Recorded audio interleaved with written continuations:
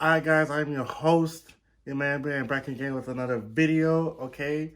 I saw this video on Mediocre Tutorials and Reviews, I believe. I subscribed to him a while ago.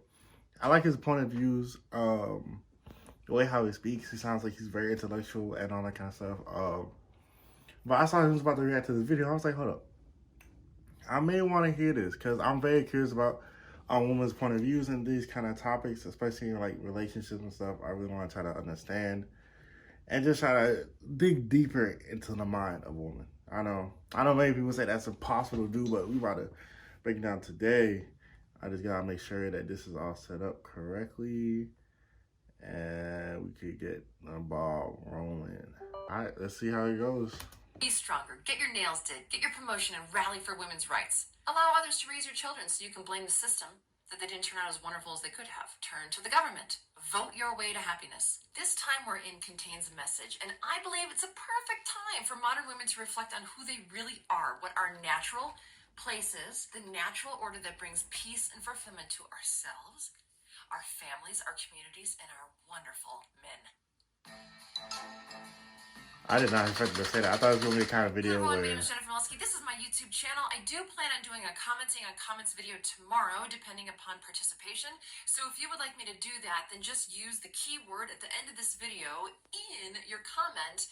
And if it's a good comment and I want to, freedom here, then I will comment on your comment tomorrow in the video. But if there's not a lot of participation, then I won't do it.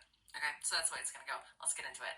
So I know that women have been purposefully infiltrated with fairy tales in classrooms that dismiss men, their innovations, their integrity, their protection, their strength, their very essence, in pursuit of the agenda for women to share or entirely assume. Alright, I just want to react to this real quick. I'm not sure if classrooms really dismiss men into their actions. I believe it's other women that dismiss men into the other women's point of views, basically. Like, you don't see a teacher talk about, oh, men ain't do this, men ain't do that. You gotta stick up for yourself. It's usually other women that had a bad experience with other men.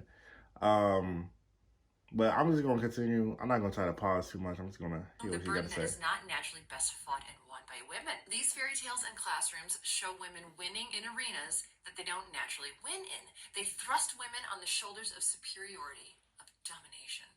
The world can be on the woman's shoulders, and it's no problem. Women are so strong they can do the job of one woman and a man, or 5 men, or 10. Who needs men? You with me, ladies? Women are invincible. Well, I'm not. 2 awesome people are better than 1, is my opinion. So I don't want to spit on the notion that some individuals, women in this case, have the strength and fortitude to endure hard times or be taken by a flatus, or that a woman cannot be a bel esprit or survive on her own. But just because they're able doesn't mean it's best. There are a lot of people who are freaking out right now. You know who's not freaking out right now? Real men. Here's my definition of a real man. A real man has spent his time, or most of it, cultivating himself. He's strong, patient, stoic, capable, accepting. He does what he can and accepts what he can't. He doesn't accept... Alright, I actually surprised about this video. I thought she was going to go on a whole other route, but I actually do like her point of views, not just because she's boasting about men, but it's different from other videos on YouTube that the other woman has brought up, saying that basically the whole notion men ain't shit,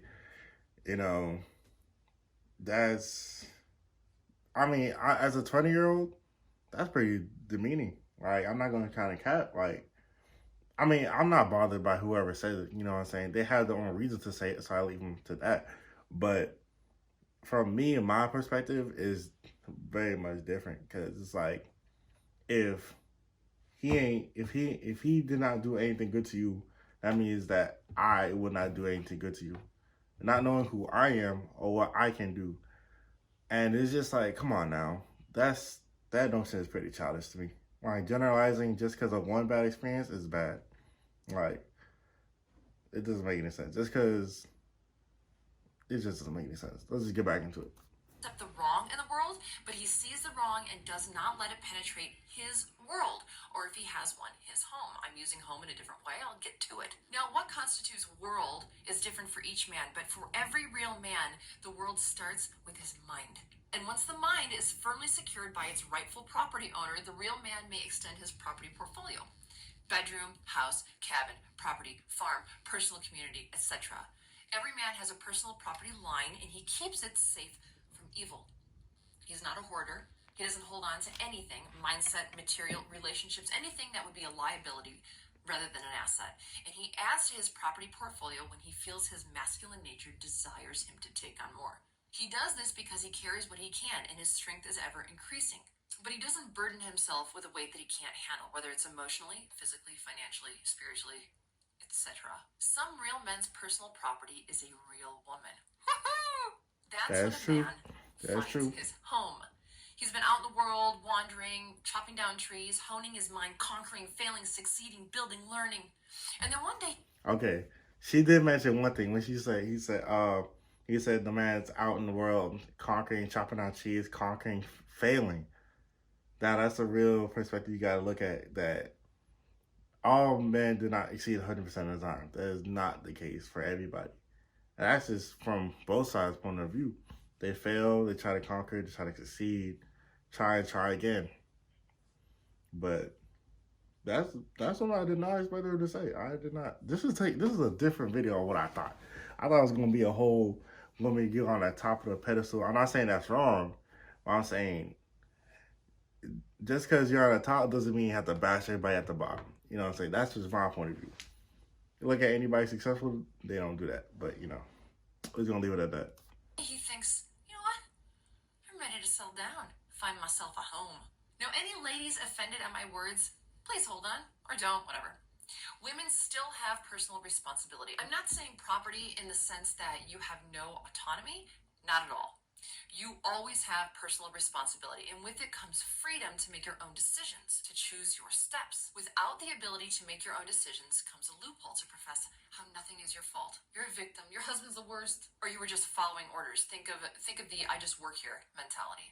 But when a woman uses her good judgment, she gives herself, her body, her spirit to a man. It is a Okay, now she's talking about liability. Well, not many girls do have that. It's crazy. I went into the whole dating world not knowing that was even a thing. Like, I thought everybody was accountable for whatever the actions. I never understood the whole fact that the man messes up 100% of the time and the woman does not do anything. Like, let's just say it was a bad relationship. Why don't you just leave? Call the police. Do something. You know? Granted, there's probably psychological differences between men and women, but it can't be that big of a difference, though. It really can't. Like, unless you actually like it, then you should not stay. But hey, y'all do what y'all want to do. I'm not God. I can't tell y'all what to do.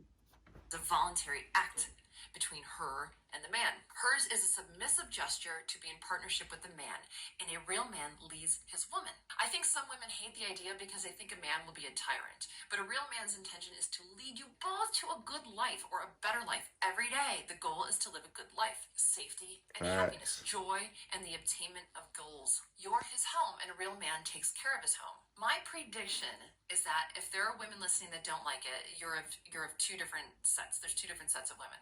Okay. First are the ones with a certain mindset, which creates the second type. The mindset guides the woman's decisions, which creates an outcome. So it's a mindset and an outcome. You're living either in one of those. The mindset I refer to is one in which the belief is held that a patriarchy is inhibiting to a woman's personal happiness.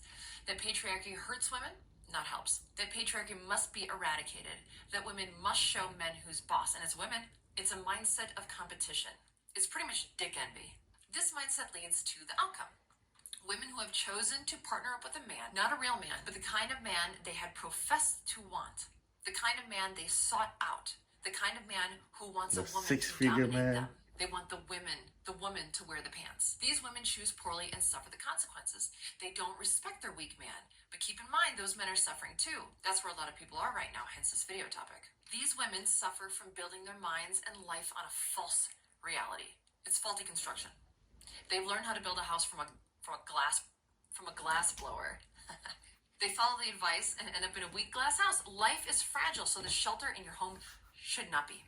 I find it amazing how many women repel the idea of loving one man, working hard with and for one man, yet give their devotion and trust to a government.